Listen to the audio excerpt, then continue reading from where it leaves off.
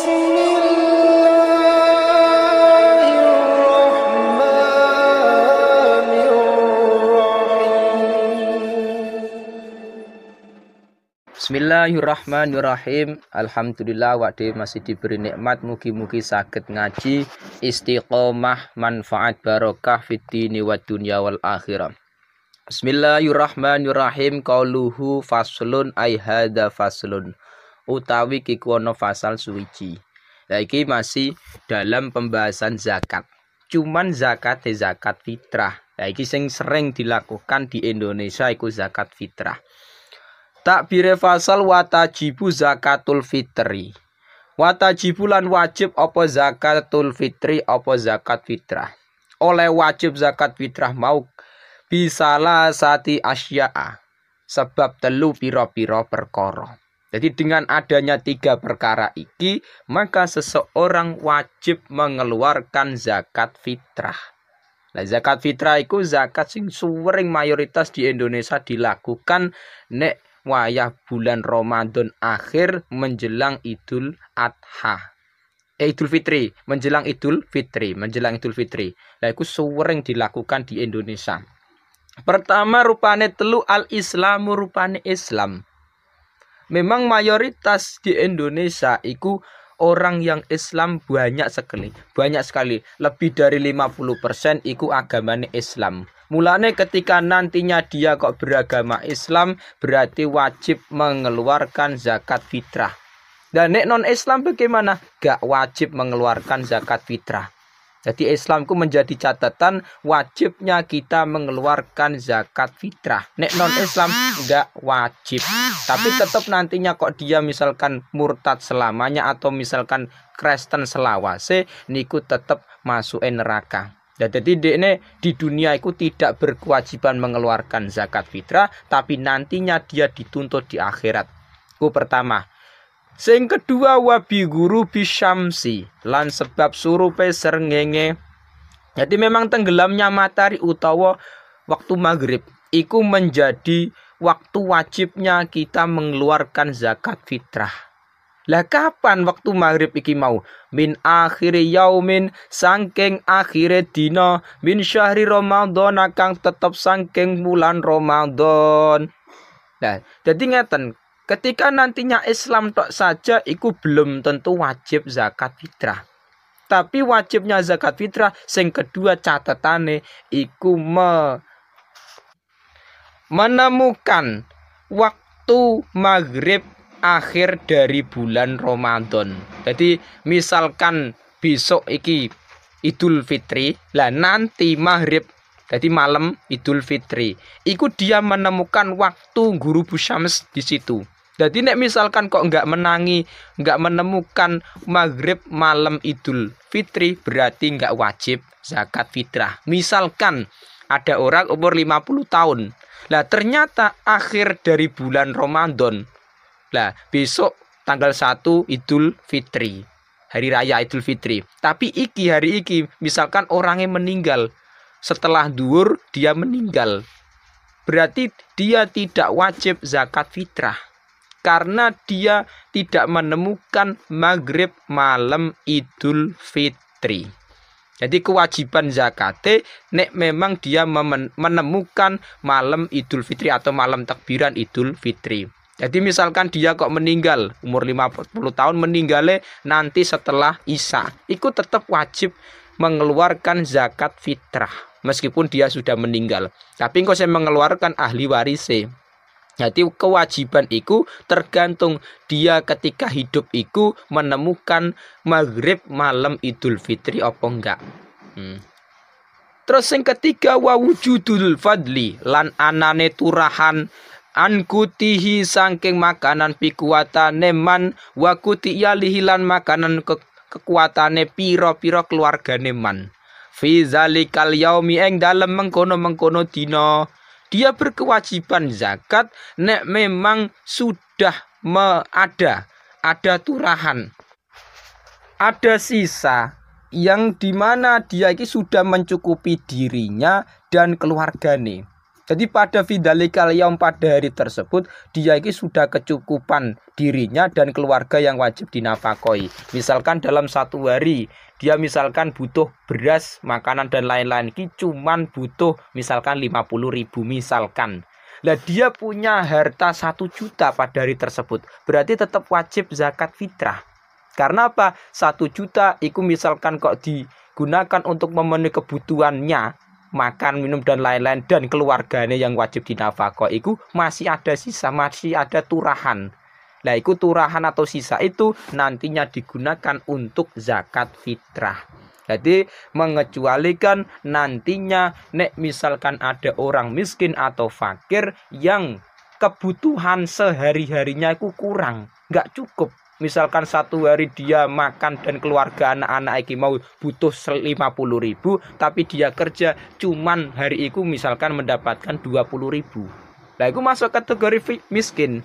Lah nantinya dia tidak wajib zakat tapi berhak menerima zakat. Jadi memang tidak semua orang Islam di Indonesia ini terkena hukum wajib mengeluarkan zakat. Jadi orang-orang tertentu saja. Orang-orang yang di situ menemukan waktu maghrib Idul Fitri dan ada sisa atau turahan dari kebutuhannya dan kebutuhan keluarganya. Jadi memang kebutuhan dia dan keluarganya kok masih kurang, misalkan ikut dia tidak wajib zakat, wong kategori miskin atau fakir. Jadi memang kalau kita diberi nikmat, diberi harta, kok bisa mengeluarkan zakat fitrah, yuk zakat fitrah. Zakat fitrah itu sebagai zakat sing kanggo membersihkan diri kita. Beda dengan zakat lain. Nek zakat lainku, zakat mal itu memang hubungan dengan harta. Nek zakat fitrah itu memang hubungan dengan badan kita, awake dhewe. Lah nek wis ngono wayu zaki lan zakat sapa wong an-nafsihi, oleh zakat an-nafsihi saking awak dhewe ne wong. Lah nek wis zakat kanggo awake dhewe ya aja lali wa aman lan saking wong talzamuhu kang wajib hu ing man. Apa sing wajib? Nafaqatuhu, apa nafaqah iman. Bayane man minal muslimina saking pira-pira wong Islam. Jadi memang kita wajib menzakati diri kita sendiri, ya jelali menzakati orang yang wajib kita nafkahi. Misalkan status sampean ini sebagai suami. Suami sudah berkeluarga, punya anak 3 misalkan Amit Sewu.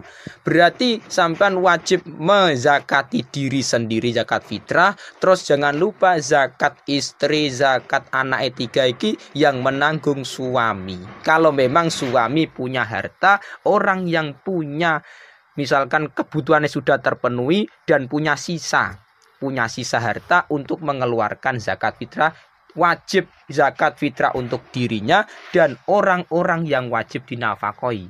Dan misalkan dia punya anak dan juga punya istri, punya misalkan bapak atau ibu sing sudah tua nggak mampu kerja dan wajib kita nafkahi, ya tetap kita wajib keluarkan zakat fitrahnya. Jadi kita yang biayai zakat fitrah. Nek memang kita ada uang, ada harta untuk membelikan beras biar dibuat zakat fitrah. Lah itu malah sangat penting. Karena tidak semua orang iki mau memikirkan orang tua zakate, masalah zakat. Karena memang ada sebagian memang yang mengatakan orang-orang iki mau wajib dizakati.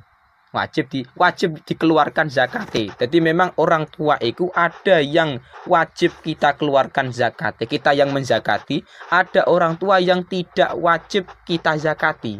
Contohnya sih nggak wajib dizakati. Misalkan kita status sebagai anak masih mondok atau masih sekolah dibiayai orang tua. Nah itu kita kita mengeluarkan zakat untuk orang tua enggak, tapi kita yang dikeluarkan zakatnya oleh orang tua. Jadi memang ada sebagian ulama yang mengatakan kalau memang status anak sudah balik dan sudah kerja, sudah balik, itu memang dia wajib mengeluarkan zakat untuk dirinya sendiri. Tapi masalahnya nek statusnya santri, mondok, umurnya sudah tua 25 tahun misalkan wis brengosen wis jenggoten. Lah, iku nek misalkan dia mengeluarkan zakat iki apakah dari dirinya sendiri, uangnya sendiri, atau uang dari orang tua? Nah, itu memang dalam kitab-kitab fikih memang membahas kalau memang seseorang tolib, orang yang mencari ilmu, orang yang ngaji agama, statusnya nek zaman sekarang di pondok pesantren. Kalau memang bisa diharapkan ilmunya, itu kan orang tua wajib menafakoi anak tersebut yang statusnya mencari ilmu agama. Nah, nantinya zakat dari anak tersebut orang tua sing berkewajiban mengeluarkan. Jadi anak yang statusnya meskipun toh sudah balik, kalau statusnya ngaji agama bisa diharapkan ilmunya di masyarakat, tetap orang tua wajib berkewajiban menafkahi dan menzakati anak tersebut, zakat fitrah. Tapi nek statusnya anak tersebut kok sudah balik, sudah kerja, nggak mondok, lah itu beda lagi. Yang berkewajiban zakat itu dirinya sendiri, bukan orang tua. Ngono. Lah nek misalkan anak belum balik, lah itu beda lagi. Anak belum balik, belum kerja, lah itu yang menjadi tanggungan zakat fitrah orang tua yang mengeluarkan. Jadi bedakan. Memang status-status iki mau sing sering di masyarakat kita. Qauluhu so'an. Jadi di sini kan wayu zaki so'an ing sak sok. Mengeluarkan zakate itu ukurannya satu sok.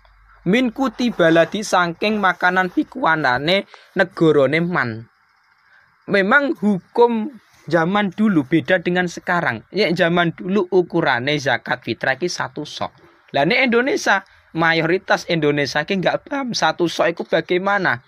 Nek satu sok itu mayoritas ulama-ulama di Indonesia mengatakan ada yang mengatakan 2,7 on. 2,7 on beras. Jadi makanan pokok min kuti baladi iki makanan pokok negara kita. Nek memang di daerahku kok misalkan makan pokoknya beras, ya beras itu yang dikeluarkan zakat fitrah. Nek misalkan di daerah memang misalkan terpencil Lamet Sewu, zakate apa makanan pokoknya misalkan gandum, ya gandum yang dikeluarkan. Nek misalkan dalam bentuk sagu, ya sagu itu yang dikeluarkan. Tapi mayoritas di Indonesia makanan pokoknya min kuti baladi mayoritas beras. Lah nek beras iku ukurane satu sok iku kiai-kiai Indonesia mengatakan ada yang mengatakan 2,7 on beras.